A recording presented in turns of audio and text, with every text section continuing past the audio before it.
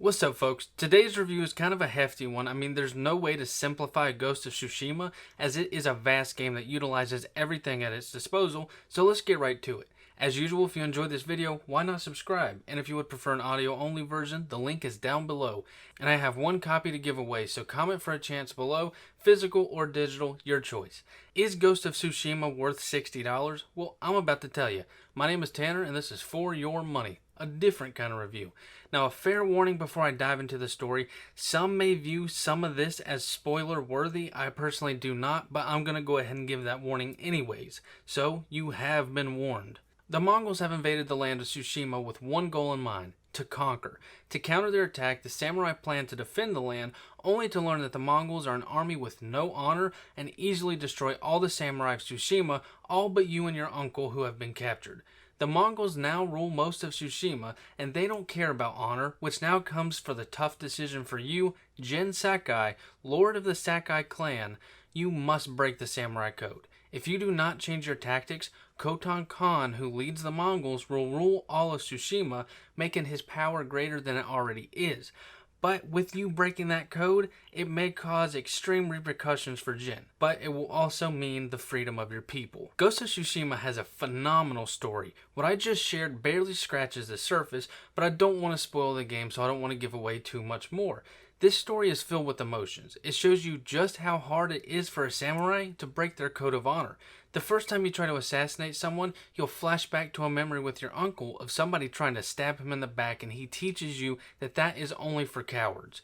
This game is filled with lessons and flashbacks like these. The story is one that will make you tear up and feel great anger. It's a story with U-turns and many roadblocks. Now, I have played a lot of games, a couple thousand, but Ghost of Tsushima is by far my favorite story in any game I've experienced. And that is a bold statement for me to make, I know, but it is damn good.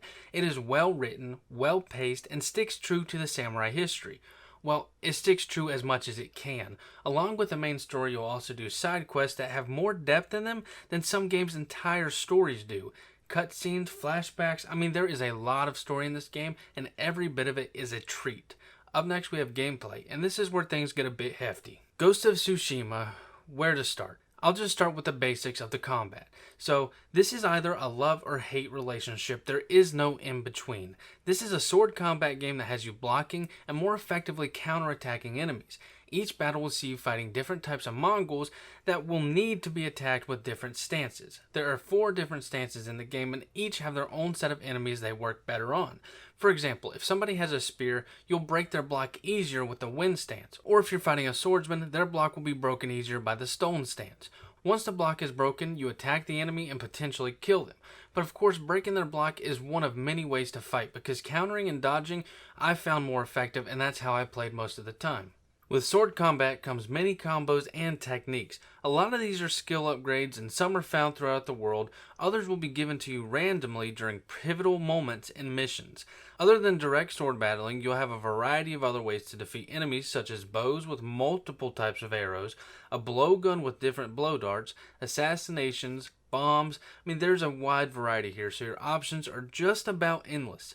Now, where the hate or love comes in is the combat camera. This isn't Sekiro or Witcher, so there is no lock-on button. In fact, you control your camera manually to adjust the view during your combat. Now, I did not mind this one bit. In fact, I preferred it this way because you're going to fight 10 to 20 Mongols at a time, and honestly, I don't want to lock on 20 different times in the matter of a minute. But again, that is a preference, and I get some people won't enjoy that one bit.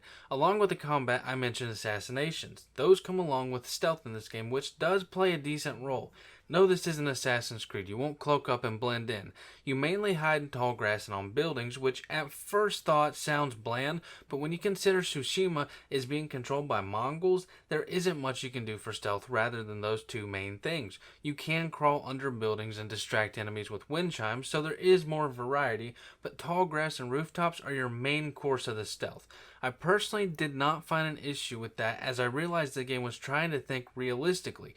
For example, you can jump in a few carts to hide, but the roads of Tsushima won't have carts on every single road. It's rare to see carts because everyone's being oppressed and they're scared, so you're not going to see carts everywhere.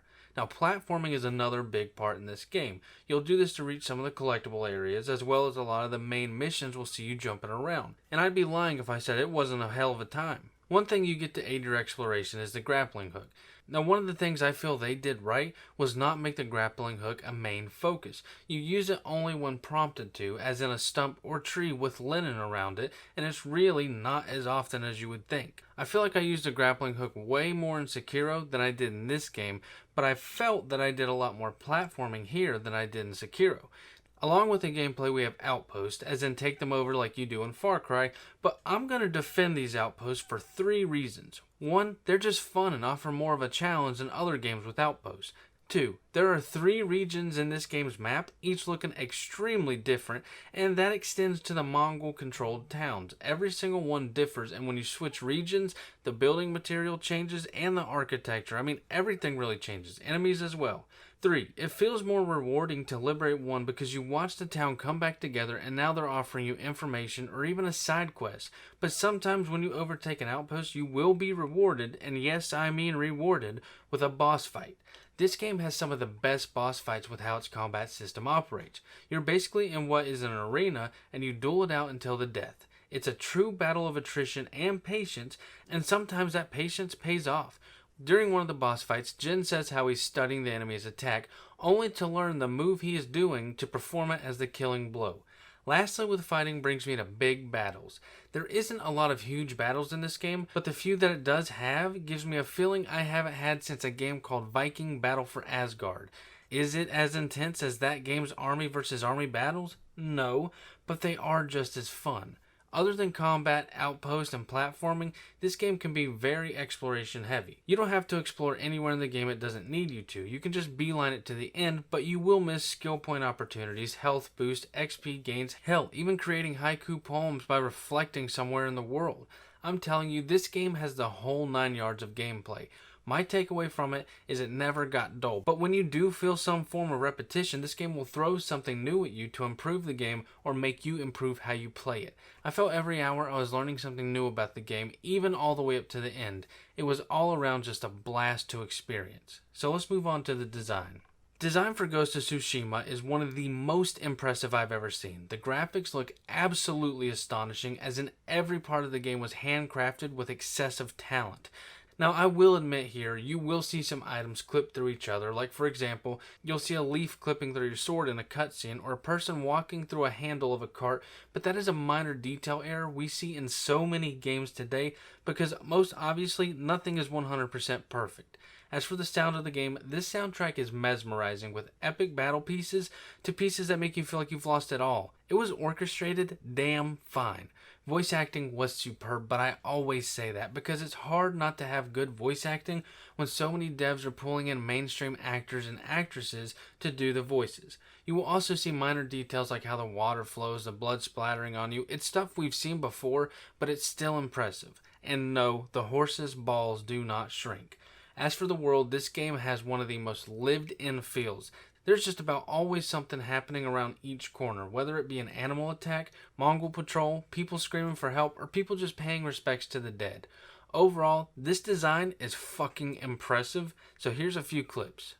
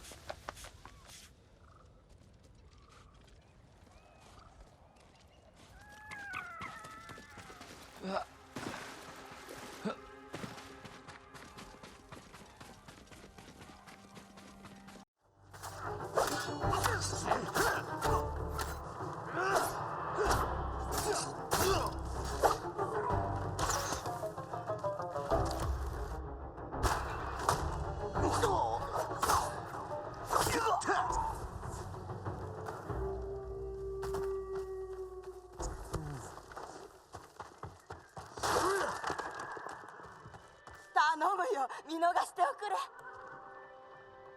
真実を話せ。何を笑っておったのだ。バカな女が。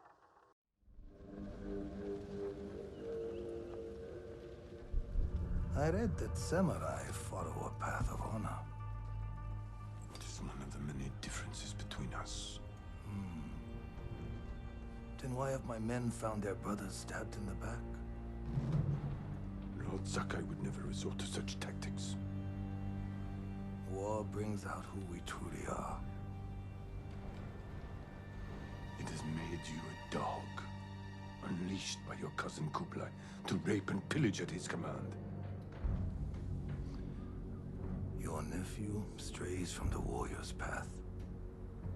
He will become what you hate. Ghost of Tsushima is well worth $60. Hell, I wish I bought the collectors. This game, as I said, is not perfect, but it is damn close, and it is one of my best gaming experiences I've ever had. From my childhood of Sly Cooper all the way to where we are now, Sucker Punch has left a mark in my life of gaming, and I do not see that ending anytime soon. Maybe we'll get another Infamous or Sly Cooper. Maybe we'll get something entirely different. Either way, I'll be there to buy it day one because this, just as every other Sucker Punch Productions game, is a phenomenal gaming experience. That's all I got, folks. If you enjoyed this video, why not subscribe? Till next time, fellas.